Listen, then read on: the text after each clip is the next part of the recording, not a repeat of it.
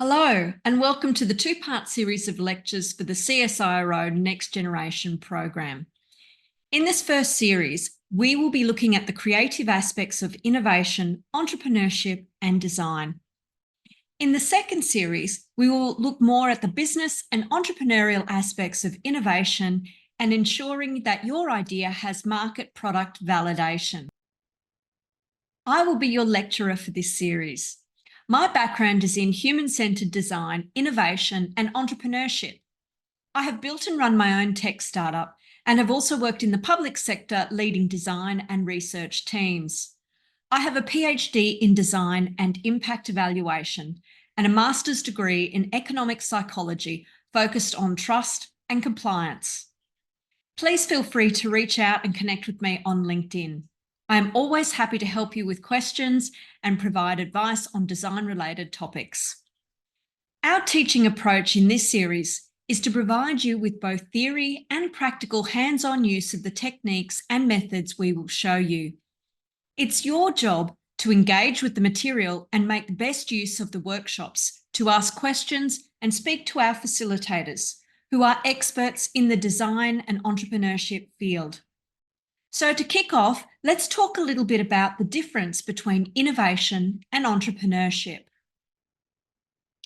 The wheel was invented in the 4th millennium BC in Lower Mesopotamia, or modern-day Iraq, where the Sumerian people inserted rotating axles into solid discs of wood. It was only in 2000 BC that the discs began to be hollowed out to make the lighter wheel. And this innovation led to major advances in two main areas. First, transport. The wheel began to be used on carts and battle chariots. And second, more importantly, it contributed to the mechanisation of agriculture and craft industries. Innovation has been around for as long as people can use their imagination and ingenuity to solve a pressing problem. Innovation began taking root as a term associated with science and industry in the 19th century, matching the forward march of the Industrial Revolution. Although the language of that period focused more strongly on invention, particularly technical invention, several factors helped invention develop a prestigious and positive connotation, including the rise of consumer culture, increased numbers of patents, and a strong government focus on building labs for research and development. Before this time, being called an innovator was in fact an insult. Shouts of "innovator" used to be akin to charges of heresy. Canadian historian Benoit Godin has done extensive research on this topic. According to Godin, innovation is the most late-blooming incarnation of previously used terms like imitation and invention. When novation first appeared in the 13th century law texts as a term for renewing contracts, it wasn't a term for creation. It referred to newness. In the particularly entrenched religious atmosphere of the 16th and 17th century Europe, doctrinal innovation was an anathema. Some saw this kind of newness as an affiliation with Puritanism. Godin cites an extreme case from 1636, when an English Puritan and former royal official, Henry Burton, began publishing pamphlets advocating against church officials, with a scandalous claim that they were innovators. However, Godin attributes the change from invention to innovation offered by Austrian economist Joseph Schumpeter in 1939. He defined invention as an act of intellectual creativity undertaken without any thought given to its possible economic import, whilst innovation happens when firms figure out how to craft inventions into constructive changes in their business model. Over time, a new element got woven into the definition of innovation, shifting its common understanding to bringing to market a new technology. In Godin's view, this was especially tied to government funding for research and development in laboratories and foundations. From the early 1950s until 1980s, he said innovation was understood as a process. Theoretical research in labs provided an initial foundation, applications of that research were devised and developed, and from there they became commercialised products. Innovation was thought of as a packaged, predictable research product. And according to Godin, government funding for these types of ventures directly corresponded to the rise of this understanding of innovation. Schumpeter pioneered the idea that entrepreneurial innovation was central to economic change and development. Schumpeter reflected on the business cycle volatility of the 1890s and concluded that capitalistic economics grow in the long run. His view of the existing equilibrium analysis was empirically inadequate and too static to explain economic growth. The passive price-taking approach with continual economic equilibrium did not reflect real-world behaviour. Schumpeter noted the continual process of change in real economies and markets. He postulated that in a dynamic economy, there must be an assumption that a force exists within such an economy that can account for change and development. Schumpeter argued that this force is embodied in the entrepreneur. He defined entrepreneurship as the carrying out of new combinations. Schumpeter's entrepreneur was the agent of innovation, and he described them as the pivot on which everything turns. He wrote that an entrepreneur does not invent, but rather innovates. He explained that the quality of the entrepreneurial activities determines the speed of capital growth and whether this growth would involve innovation and change. This was in contrast to David Ricardo's approach that described the productive functions in an economy as one of three English socio-economic classes at the turn of the 19th century. These were labour from the working class, land from the aristocracy, and capital from the merchant class. The entrepreneurial function was identified with the capitalist or with the manager.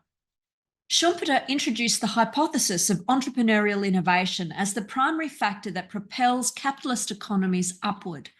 He explained that it is the entrepreneur who creates innovation and further pointed out that innovation is not only invention. Schumpeter's entrepreneurs were driven by numerous factors such as competition to improve their organisation, incorporate technology, and even take advantage of financial opportunities. They created change and did not behave according to traditional economic equilibrium theories. Schumpeter thus identified innovation as the critical dimension of economic change. He elaborated his theory to describe the process of innovation and also distinguish 5 types of innovation. Firstly, new production processes, new products, new materials or resources, new markets, as well as new forms of organisations. Schumpeter pointed out that the entrepreneur is not primarily motivated by the prospect of gain, but also something else, the dream and the will to found a private kingdom, and the will to conquer, as well as the joy of creating. This is another way of describing the pleasures gained from being an agent of change as the result of the entrepreneur's innovative capabilities. Schumpeter explained that change in an economy is a function of innovation and entrepreneurial activities. There are many definitions of innovation. Nick Skillicorn conducted research into what contemporary innovation experts thought about innovation, how they defined it, and some key points about mistakes made by companies in regard to innovation. He interviewed 26 experts, 15 male and 11 females, on their understanding of innovation. His research revealed some themes. The final definition that he developed was executing an idea which addresses a specific challenge and achieves value for both the company and the customer. Serendipity is loosely defined as a happy accident. The role of serendipity in innovation is a hot topic today. Looking back, we see that serendipitous discoveries contribute significantly to humans' advancement of knowledge and well-being. One of the oldest examples is the discovery of gravity by Isaac Newton. An apple hit Newton's head while he lay in his stepfather's garden. From this occasion, he deduced a connection between the falling apple and the rotation of the moon around the Earth. Another well-known example is the discovery of the medicine penicillin by the scientist Alexander Fleming. The landing of the penicillin mould on one of Fleming's Petri dishes was a result of sheer accident and caused the Staphylococcus bacteria to die. This turned out to be the world's first antibiotic substance. Another example is Viagra, which was originally intended to cure angina pectoris and later turned out to be an effective treatment for erectile dysfunction. Coca-Cola was actually designed for medicinal purposes, but is today acknowledged as a refreshing drink. The discovery of X-rays by Wilhelm Conrad Röntgen was also good fortune. Röntgen experimented with a cathode ray tube that he wrapped in black cardboard. Surprisingly, some invisible rays coming from the tube were passing through the cardboard and reflected an object on the fluorescent screen that was coincidentally laid on a table. Other examples include the discovery of nylon, DNA, and gunpowder.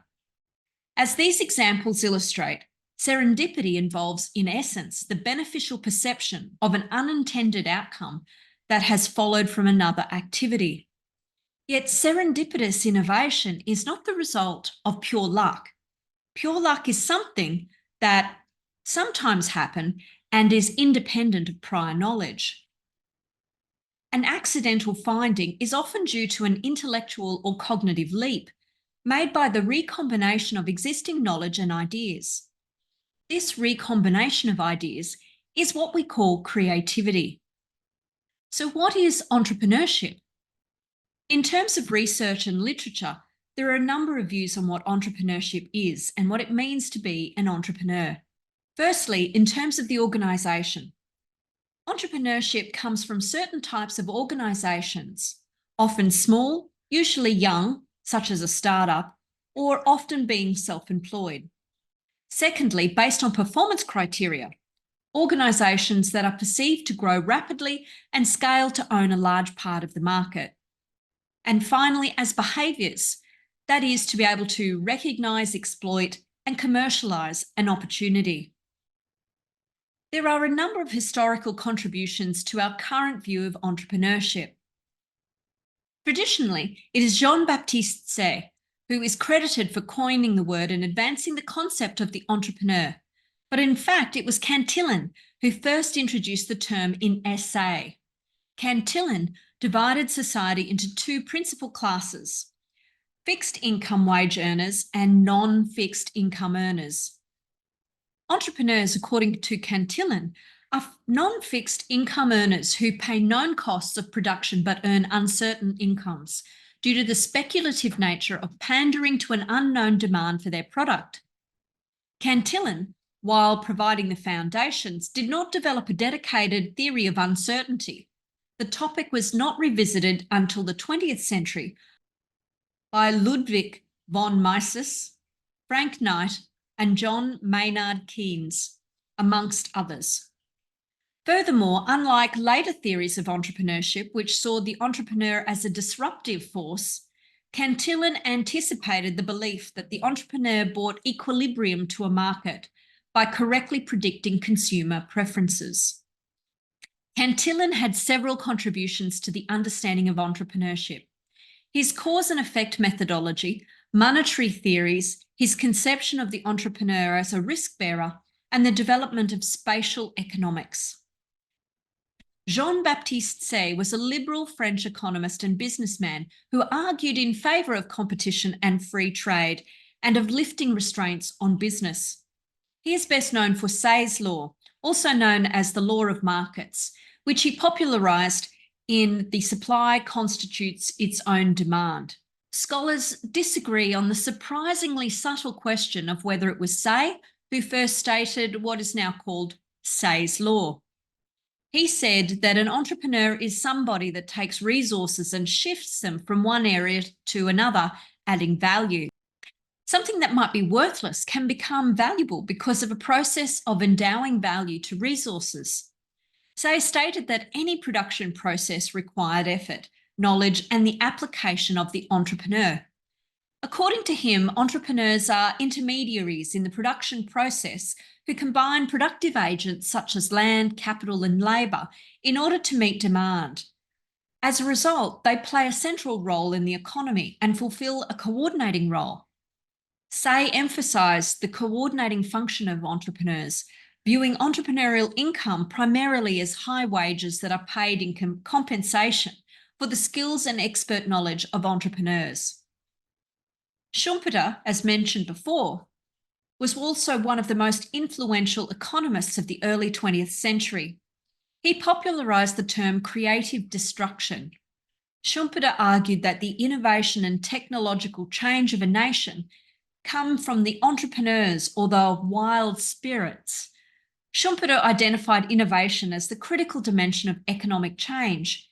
He argued that economic change revolves around innovation, entrepreneurial activities, and market power. He sought to prove that innovation-originated market power can provide better results than the invisible hand and price competition. He argued that technological innovation often creates temporary monopolies, allowing abnormal profits that would soon be competed away by rivals and imitators. These temporary monopolies were necessary to provide the incentive for firms to develop new products and processes. The main thing was that Schumpeter focused on new combinations of existing things. Course really coined the term around the entrepreneur as the organiser and coordinator, whilst McClellan was focused on the entrepreneurial personality and need for achievement. Shane and Venkataraman was focused on process, which was around existence, discovery, and exploitation of opportunity by entrepreneurs. Sarasvathy was the leader in terms of the thought of effectuation. That is, that effectual logic encompasses a non-causal approach to decision-making, where entrepreneurs assess themselves instead of the opportunity, invest only what they can afford to lose instead of leveraging resources they cannot afford to lose, engage in networking rather than competitive analysis, expect and relish surprises rather than fearing and seeking to avoid them, and create new ventures and markets through enactment of imagination instead of a reaction to environmental information. Then finally, we have Eric Ries, who developed the concept of the lean startup. There are two things that separate entrepreneurship and small business: innovation and ambition for growth. Here are two businesses. One is a pop-up coffee shop for Vietnamese coffee in Kansas, US. The other is a local coffee shop that also sells pastries and breads. What is the difference between these two? Well, the first one, Jackie Nguyen, wants to rapidly grow the business and spread it across the country. The local bakery is a small business. They don't want to grow. They're actually happy making a profit and not growing further. The first is an entrepreneur. The second is a small business. Like my friends here, Zataj and her partner Nayan. She attended a course I ran in Pakistan. She had a passion for teaching robotics to children. She had an idea about creating online courses. We tried doing some activities with her about design thinking, but we were unable to really engage with her program. Instead, she pivoted during COVID. She was the only quality school teacher in her province who could teach robotics to children. She was able to turn this into a business, initially through face-to-face and then online with classes. Entrepreneurship is about creating growth by providing the market with an innovative, superior value. Introduction of new economic activity that leads to change in the marketplace. Innovation and entrepreneurship work together. Innovators may also be entrepreneurs. However, entrepreneurs must always innovate in some way. This may be with the product or service, or it could be with the business model. Entrepreneurs create novel combinations of ideas and concepts to take to market. In essence, innovation is about new ideas and thinking. Entrepreneurship is about creating a new business opportunity. To be an entrepreneur is to have an entrepreneurial mindset.